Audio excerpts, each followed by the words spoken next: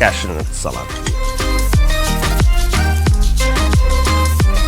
এবং এইখানে একটা জিনিস একটু প্রিপারেশনে রাখতে হবে, একটু দেখুন, টেস্ট ইজ গুড। বাদামের সাথে যে ওই সসটা মিক্সড হয়ে যে টেস্টটা হয় এটা পারফেক্ট, বাট এর মধ্যে ওই যে চিকেনটা যদি একটু ক্রিস্পি হয় খেতে আর একটু ভালো লাগে।